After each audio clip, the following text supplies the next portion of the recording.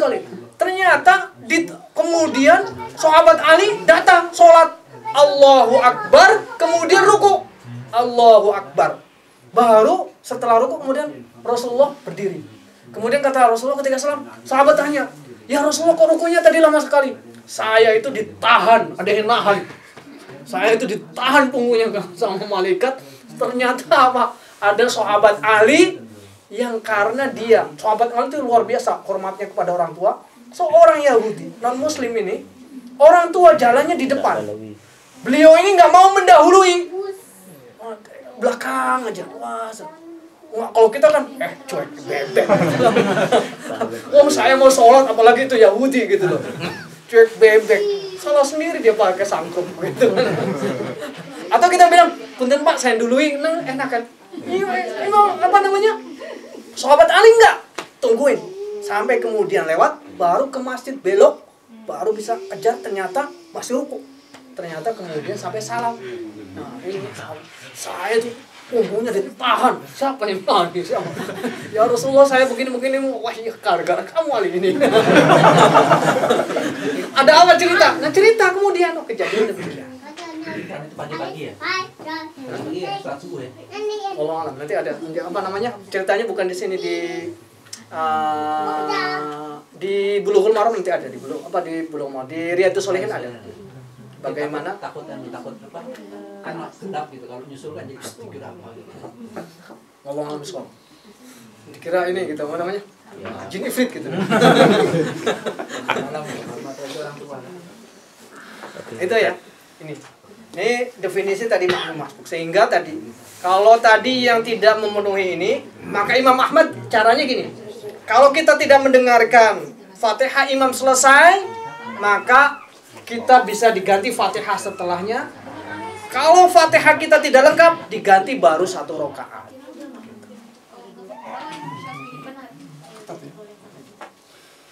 Nah, kalau Imam Syafi'i lebih fleksibel sih. Ini ya, mengenai ini. Kok jadi melebar kemana-mana.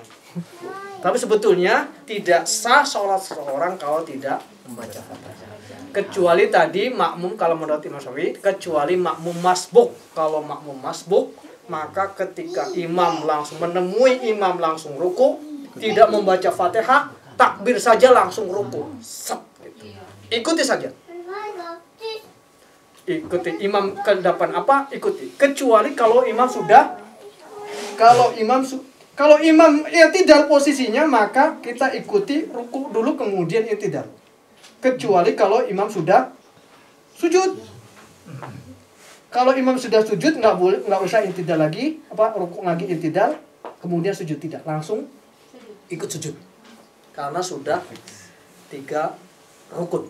Kalau sudah i'tidal kita ruku terus i'tidal. Iya, dapat 1 enggak? Enggak dapat. Karena dia tidak sama. Kalau misalkan makmum masbuk syaratnya begini ya, ikut imam ruku bersama. Dan harus sama-sama diam. Tidak kemudian Allahu Akbar, dia baru ini sudah berdiri, maka dia tidak dapat. Berarti dia ketinggalan Fatihah, ketinggalan ruku. Apalagi kalau sudah berdiri gini ya, Allahu Akbar sampai Allahu liman hamidah, dia baru datang. Ini udah ketinggalan. Apalagi ketika sujud, ketinggalannya banyak sudah. Ini masmum ketinggalannya banyak lu, gitu kan. Utang lu banyak, gitu kan. Ini ya. Ini mengenai umur kita. Lagi-lagi lihat jam. Kenapa? Belum satu. Ada pertanyaan? Dilanjutkan? Ya. Pak, kan kalau masbuk pahalanya juga termasuk pahala jamaah nggak? Pahala jamaah. Terus kalau misalnya masbuknya itu pas imamnya udah tahiyat gimana? Iya, jamaah dapat. Tapi jamaah itu misalnya 4 rakaat gitu. Misalnya, tapi hitungnya jadi sholat sendiri atau gimana tuh Pak? Maksudnya pahalanya? selagi dia ikut jamaah meskipun imamnya itu lagi tahiyat takhir, maka dia dapat pahala jamaah. Adapun sampurnanya jamaah. Jadi jamaah itu 27 derajat ya. Ampun kemudian kesampurnaannya berjamaah itu berkurang. Yang paling utama adalah jamaah yang dia mendengarkan takbirnya imam. Takbirnya imam itu pertama kali. Takbiratul ihram. Itu yang paling utama. Makanya usahakan sholat kalau bisa menunggu sholat, menunggu imam. Kalau di pesantren itu biasanya santrinya tuh kumpul dulu, sholawatan, imamnya datang belakangan. Seperti para sahabat gitu. Kalau sahabat kumpul dulu, mungkin Rasulullah langsung datang belakangan, langsung qomat, langsung sholat. Rasulullah datang belakangan langsung sholat, karena sholat sunnahnya di rumah. Itu ya. Wa fi riwayatin, dari satu riwayat Ibnu Hibban, bagi Imam Ibnu Hibban, wa Daraqutni dan Imam Daraqutni, la tujzi'u, tidak cukup sholatan sholat, tidak cukup sholat, la yuqra'u, yang tidak dibaca, fiha, di dalam sholat, bi Fatihatil Kitab, dengan baca Fatihah Kitab. Ada yang orang ulama yang mengatakan demikian, tidak cukup orang dianggap sholat, artinya tidak cukup, tidak dianggap sah sholatnya kalau tidak baca Fatihah. Atau ada ulamanya demikian, la tujzi'u, tidak dianggap sholatan satu sholat, satu rokaat itu dianggap la yuqra'u fiha, yang tidak dibaca Fatihah. Jadi kalau tidak baca Fatihah satu rokaat, maka dia harus menambah rokaat lagi. Jadi gimana? Ada ulama yang mengatakan gini, jika di rokaat pertama dia lupa baca Fatihah, sholat Allahu Akbar, ada guru kaku gitu. Wah, saya lupa nih. Wah, rokaat ketiga, wah tadi lupa baca Fatihah gitu. Gimana ini? Kalau pendapat ulama ini, satu rokaat tadi hukumnya adalah lewat. Ada yang mengatakan sholatnya batal, tapi ada yang mengatakan maka harus diganti rokaat itu. Dengan hadis ini, berarti tadi yang saya tadi atau mikirin lagi rokaat 3 gitu. Lagi rokaat 3 tadi mikirin kemana? Ya, lupa baca Fatihah gitu. Tiba-tiba imam kok sudah ruku, ini gimana nih? Bismillahirrahmanirrahim, alhamdulillah. Enggak nyukup gitu, sampai sujud enggak cukup, ya udah ikutin aja gitu. Berarti dia tidak dapat rokaatnya, maka harus diganti. Ada yang mengatakan demikian. Ada yang mengatakan bahwa dia secara otomatis batal. Ini dari hadis ini ya. Nah, tujzi'u bisa jadi batal, la tujzi'u bisa tidak, artinya tidak mencukupi. Kalau di situ apa artinya? Tidak mencukupi. Nah? Kalau tidak mencukupi berarti diganti. Berarti sholatnya adalah 5. Kalau wah kok sholatnya 5 kamu? Tahu dalilnya dia kan? La tujzi'u. Gitu. Oh 5. La tujzi'u. Tidak cukup. Makanya saya tadi sholatnya lupa saya. Kenapa ketinggalan di 2 rakaat? Ya kalau gitu. La tujzi'u gitu. Ada yang mengatakan wah saya batal tadi, maka harus sholat lagi. Yang paling benar adalah yang tidak bukan tidak cukup. Maksudnya itu yang adalah tidak dianggap sholatnya, artinya batal. Itu yang paling benar. Satu lagi wafi ukhra, dan diriwayatkan yang akhir li Ahmad, bagi Imam Ahmad, wa Abi Dawud dan Abi Dawud, wa Tirmidzi dan Ibnu Tirmidzi, wa Ibnu Hibban dan Ibnu Hibban, la'allakum taqra'una khalfa imamikum. La'allakum mbok menawa. Mbok menawa itu apa ya bahasa ininya ya? Kalau misalnya mbok ya. Mbok yo. Ya menawa. Mbok ya. Barangkali ini la'allakum. Barangkali. Mbok ya. Taqra'una, kamu sekalian membaca khalfa imamikum, maksudnya membaca Fatihah. Khalfa imamikum, di belakang imam kamu. Bu, iya kamu tuh baca di belakang imam kamu tuh baca Fatihah juga gitu. Ini yang pendapat Imam Syafi'i.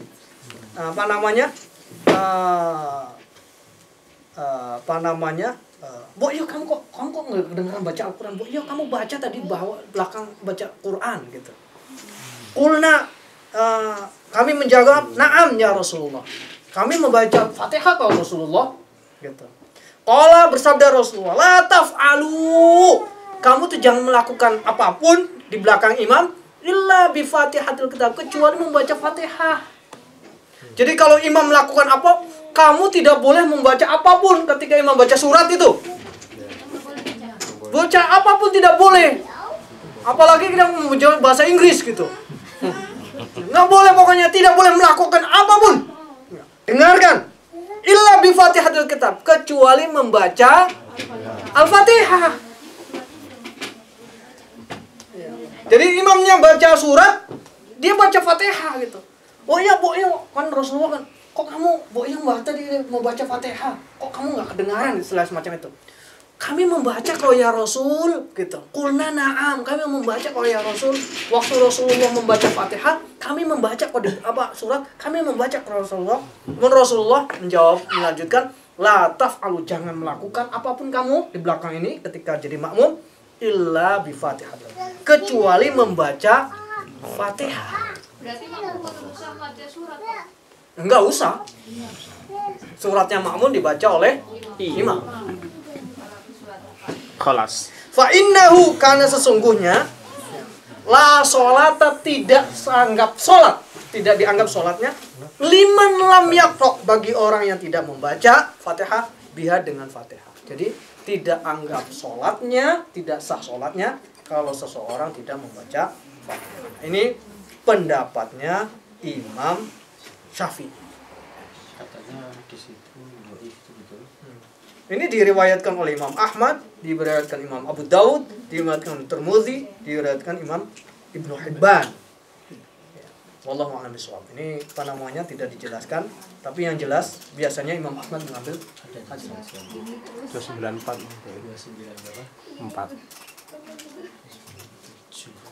297. 297, 5, 6 itu dhaif. Ya, ada yang mengatakan ini dhaif ya. Tapi apa namanya? Ini pendapat dari Imam Syafi'i. Ada yang mengatakan demikian. Wallahu a'lam bishawab. Kenapa Imam Syafi'i menggunakan hadis ini? Tapi yang jelas tadi pembacaan kita Fatihah itu ada model 4 ya. Ada yang tadi Fatihah kita cukup membaca membaca, atau Fatihah cukup mendengarkan, atau Fatihah bersama-sama, atau kalau tidak lengkap baca Fatihah. Pendapat yang mana sama-sama insyaallah. Mau mendapat pendapat Imam Ahmad yang mendengarkan juga menjadi masalah. Insyaallah demikian. Kalau ada pertanyaan, Afdal. Sudah lama banget dari jam.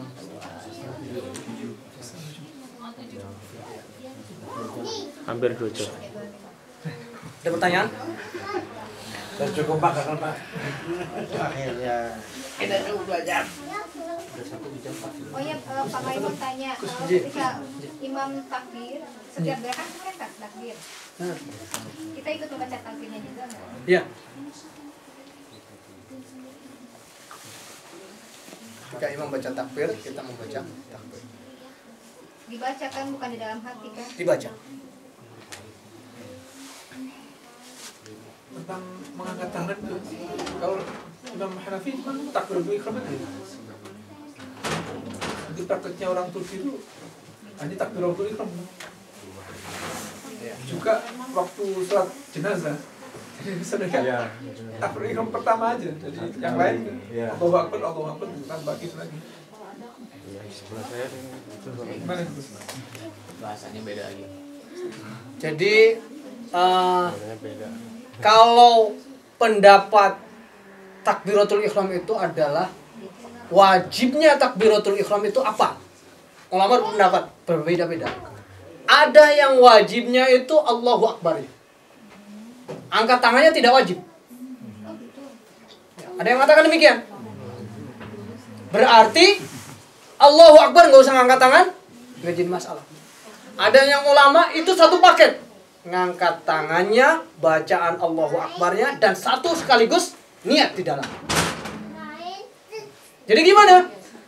Kalau dia takbirnya Allahu Akbar, takbiratul ihram itu adalah termasuk rangkaian takbiratul, ngangkatnya wajib, mengucapkan Allahu Akbar wajib, termasuk di dalamnya niatnya wajib. Selain itu, Allahu Akbar tidak usah ngangkat tangan. Hukumnya sunnah. Kalau Imam Hanafi, ambil wajib yang utama, itu yang utama. Lakukan ketika takbir. Yang kedua, mau ruku, Allahu Akbar, nggak usah. Itu kan takbirnya yang disunnahkan, bukan ngangkat tangannya. Allahu Akbar. Kan rafa'an dia. I'tidalnya, apa namanya, sami Allahu liman hamidah atau Rabbana lakal hamdunya diucapkannya. Tangannya itu berbeda.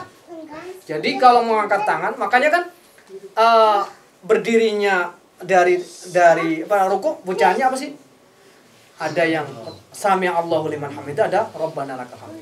Jadi sami Allahu liman hamidah gitu. Kan bacanya bukan takbir ya. Ketika mengangkat tangan. Bukan Allahu Akbar kan? Berarti Allahu Akbar yang pertama itu hanya takbiratul ihram. Maka yang wajib takbiratul ihram. Takbir selanjutnya adalah tidak wajib. Makanya dia tidak melakukan. Ketika sholat jenazah yang wajib takbiratul ihram, yang wajib takbir utama kan? Takbir berikutnya adalah hukumnya sunnah. Makanya sholat jenazah Allahu Akbar. Rakaat kedua cukup Allahu Akbar, nggak usah diangkat. Allahu Akbar, Allahu Akbar, Assalamualaikum. Hanya Imam Syafi'i dibedakan, diangkat. Allahu Akbar dibedakan. Allahu Akbar dibedakan. Karena menganggapnya itu satu sunnah.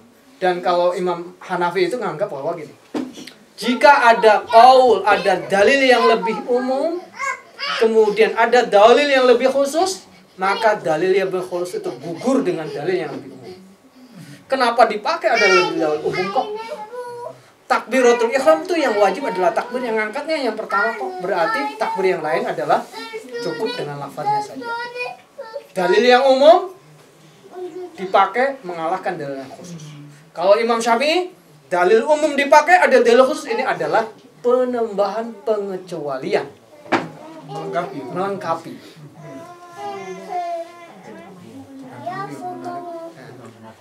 Makanan di laut kan juga. Makanan di laut tuh semuanya nggak boleh kecuali ikan apa-apa. Makanya mereka nggak makan ini, nggak makan apa.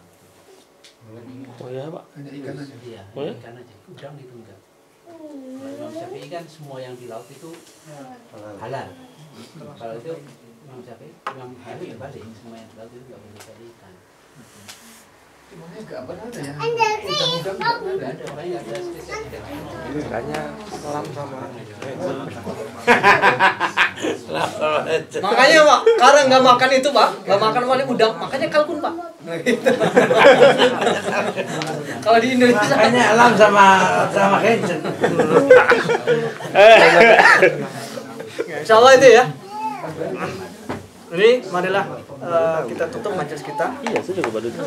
Semoga Allah Subhanahu wa taala memberikan kita tambahan hidayah, Amin. tambahan semangat, tambahan ketaatan kepada Allah Subhanahu wa taala.